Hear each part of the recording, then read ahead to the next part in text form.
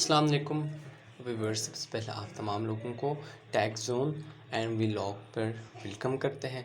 आज हम बात करने जा रहे हैं कि K2 पे जाने के लिए लोग क्या कोई स्ट्रेटजीज़ बनाते हैं, कोई प्लान करते हैं या डायरेक्ट ही K2 पर जाते हैं।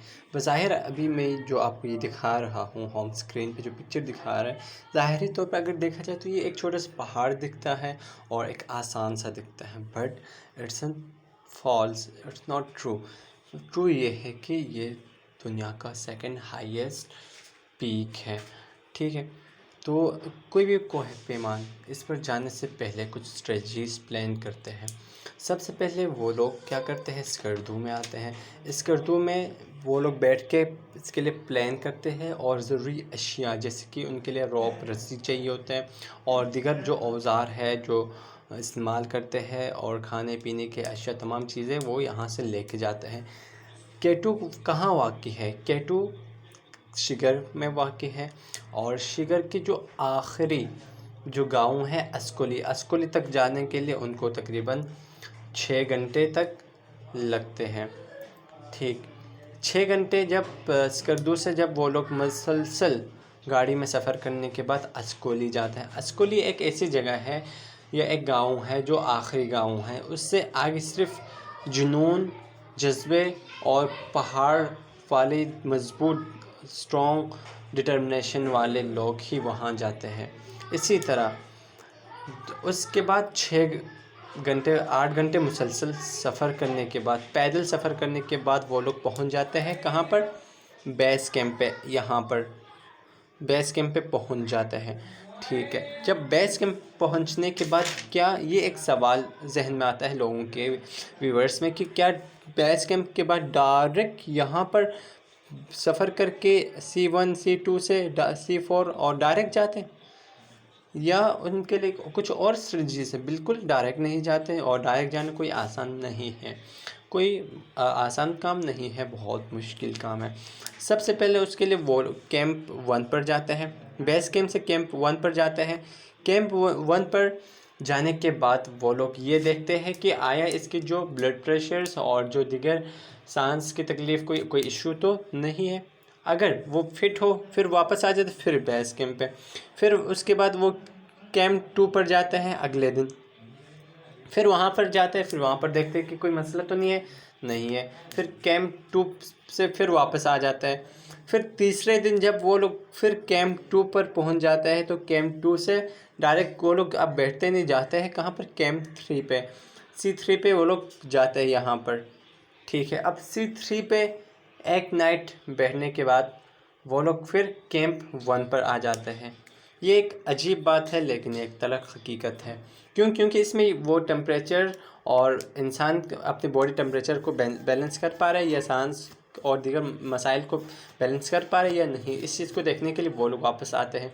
जैसे ही कैंप 3 से वापस आते ही वो लोग अब कैंप 1 2 3 पर नहीं बैठे, बल्कि बेस कैंप से यहाँ से वो लोग डायरेक्ट कैंप 4 पर जाते हैं। फिर कैंप 4 पर जाने के बाद अब उसके बाद जो बॉटनिक आता है, बॉटनिक के बारे में पहले भी हमने एक वीडियो बनाए थे, उसमें डेड जोन कहा जाता है और मौत की घाटी कहा जाता है, जहाँ पर एक्सट्रीम कोल्ड होता है। और वहाँ की ये एक बात है कि कभी भी किसी भी वक्त वहाँ पर स्लाइडिंग होता रहता है, जिसकी वजह से वहाँ पर बैठना मुमकिन नहीं है। इसीलिए जो कोह पैमान है, जैसे बॉटल नेक पे पहुँचे वो लोग कोशिश करते हैं कि कम टाइम पे यहाँ पर सोने, सुस्ती, खाने पीने के टाइम उनके पास नहीं होते हैं और वो लोग डायरेक्ट बॉटल नेक से चले जाते हैं किधर? टॉप पीक की तरफ। और वो लोग पीक के पे जाने के बाद क्या करते हैं, पीक पे जाते ही वो अपना झंडा गाड़ कर आते हैं और वहाँ से जो शवाहिद होते हैं फोटोग्राफिक और दीगर चीज़ें वो वहाँ से लेके आते हैं और कोशिश करते हैं कि जैसे ही जितना मतलब कोशिश हो कि वो लोग बॉटल नेक से जल्दी आ जाए, क्योंकि बॉटल नेक एक ख़तरनाक जगह है। इसी तरह viewers Mohammad Ali Sadpara bottle neck से ही गायब हुए थे, उनकी टीम और वो गायब हुए थे। क्योंकि वहाँ पर हवा की जो रेशो है या हवा बहुत तेज़ होता है, जिसकी वजह से वो लोग वहाँ से गायब हो गए। अभी हम आपको दिखाते हैं हवा कितना तेज़ होता है।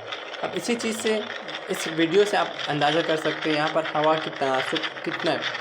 इतनी हवा की रेशो या विंड पावर इतना है कि वहाँ पर हेलीकॉप्टर या एयरप्लेन्स नहीं जा सकते, बट मोहम्मद अली सत्तारा और उनकी टीम वहाँ पर गए। और इसी तरह आप ये इस वीडियो में देख सकते हैं कि K2 के ऊपर लाइफ कितना मुश्किल है, क्योंकि बहुत सारे औजार लेके जाना होता है, बहुत सारी चीज़ें लेके जाना होता है, और तब तक मारते हुए उनको रस्सी से, मतलब एक दूसरे कोऑर्डिनेशन में जाते हैं, और कोऑर्डिनेशन में ऊपर भी जाते हैं आप जैसे कि इसमें देख सकते हैं। लेकिन मसला ये भी हो सकता है कि कोऑर्डिनेशन में तो जाते हैं, लेकिन अगर एक गिर जाए तो सब गिर जाते हैं। बहुत सारे इश्यूज़ यहाँ पर देखने को मिलते हैं, आप जैसे कि इस वीडियो में देख सकते हैं। ठीक है, फिर इसी तरह ये रहा K2। तो बेस कैंप से वहाँ तक पहुँचना कोई आसान काम नहीं है, और जब जैसे ही वहाँ पहुँचते ही वो लोग कोशिश करते कि वहाँ से इतने कोशिश यही है कि वो लोग आ जाए।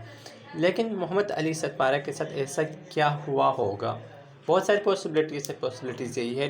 बॉटल नेक एक डेड जोन कहा जाता है, बहुत ही ख़तरनाक जगह, वहाँ से कुछ भी हो सकता है, जिस तरह मोहम्मद अली सतपारा के साथ हुआ। हो सकता है विंड प्रेशर की वजह से वो लोग रास्ता खो बैठे, कुछ भी हो सकते हैं। और अच्छा, रही बात कि वहाँ पर क्या खाते हैं, वहाँ पर उनके पास कोई ऐसा वो कुछ नहीं होता है कि वो आग जलाएं, या इतना वहाँ पर प्रेशर भी ज़्यादा होता है, उसके विंड प्रेशर, या मतलब बर्फ़ पे हम आग जलाना, it's not a possible, it's not a job. So उनके पास कैप्सूल होते हैं, वो कैप्सूल खाते हैं और उसी से उनका गुजारा हो जाता है। तो वहाँ पर खाने पीने का कोई सीन, हाँ बेस कैंप पर होता है, बेस कैंप पर वो लोग खाना बनाते हैं क्योंकि यहाँ पर पॉसिबल है, लेकिन वहाँ पर कोई खाना वाना बनाना it's not a possible. So viewers, हम अपने इस वीडियो को अख्ताम की तरफ लेके जाते हैं। तो यहाँ तक हमारी बात क्लियर हो, बेस कैंप से और ऊपर तक की पीक से वापस आते वक्त उनके पास बहुत सारे फ़ोटोग्राफी के लिए इंस्ट्रूमेंट होते हैं। फ़ोटोग्राफी वो जो लेते हैं वो सबमिट करना होता है बेस कैंप पर, बेस कैंप मतलब गवर्नमेंट के पास, फिर उनको बहुत सारे ट्रॉफीज़ और वो मिलते हैं।